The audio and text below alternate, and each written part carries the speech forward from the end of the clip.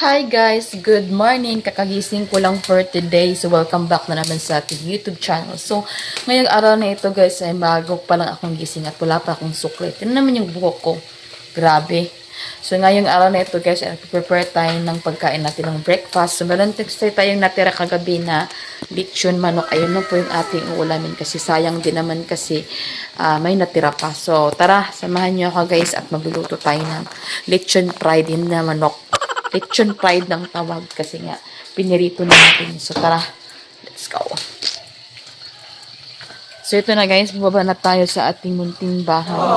At syempre, grabe talaga. Ipapakita ko sa inyo yung back video guys para kung malaman nyo kung ano yung niluluto ko, kung naluto ba o hindi pa. Basta ganito yun guys. So ayan na guys, pinirito ko siya. Yan na yung kinalabasan niya. Kasi nga yung ibang lechon manok guys ay talagang parang hindi pa siya luto. Kaya pinirito ko kasi kagabi nga kumain ako ng yung isang buong lechon manok ay hindi namin naubos kasi nga parang naduduwal tayo kasi nga parang yung iba kasi hindi siya luto pa. Kaya ang ginawa ko guys ngayon ay hindi na lechon manok kundi lechon fried na ito. Kasi pinride ko yan guys para naman masarap yung kain natin. So, para tipid tayo sa ulam, kasi may natira tayong isang buong lechon manok, ito lang yung ating ulamin for today para hindi na tayo bibili ng ulam pa dahil bawal tayong bibili ng ulam kasi may ulam pa guys. Bawal. Kasi nga, mauubos yung ano natin kapag bibili at wala tayong budgeting sa pagkain at syempre sa pera. Kaya kailangan natin mag-tipid for today's video. Ayan.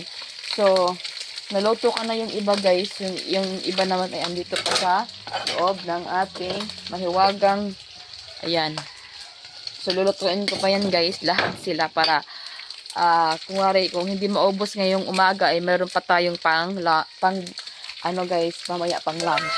So, ito na.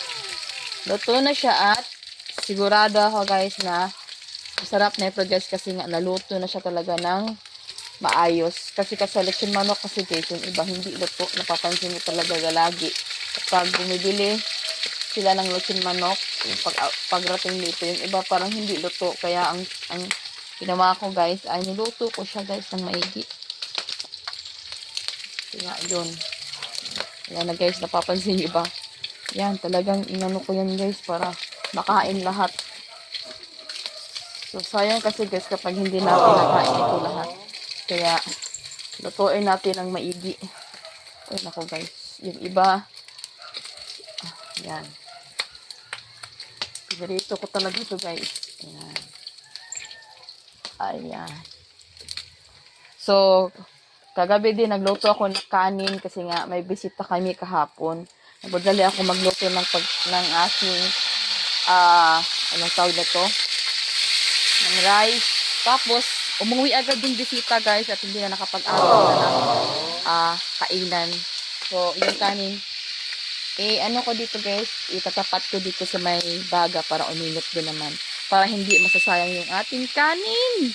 Kasi nga, sabi nga ni Diwata ay, only rice daw. Pero yung only rice ay hindi pwedeng ninyong aksayahin. Only rice yan. Kasi nga, titipidin niyo kasi yung bigas ay importante talaga sa tao. Kaya, ngayon, titipidin ko. Sabi kasi ni Diwata. So, yun. Yan na guys, ninunod ko na yung iba. Dito lang tayo sa kahin nagluto guys. Kasi nga wala tayong gasol. Walang gasol guys. So, dito lang. So, kailangan ko dito magluto. Dito lang kasi wala tayong gasil. So, kakain ko yung bigan ko si Bruno ng niluto. Yan. Tingnan yung ginawa ko guys. Niluto ko talaga ng bugang-bunga. Yan. Yan na kayang mukha nito guys. Ayan. Oh.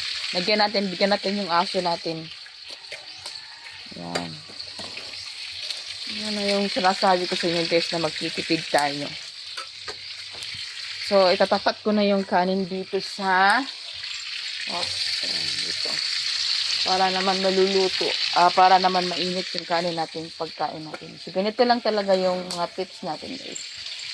Ayan. Itatapat ko yan dyan siya para uminit. Ayan. Ayan. So, yun lang muna guys yung ating upload for today. Hope you like it and please don't forget to subscribe my YouTube channel. Nabulol na ako guys. Probinsya ng Raketira. Let's go. Bye!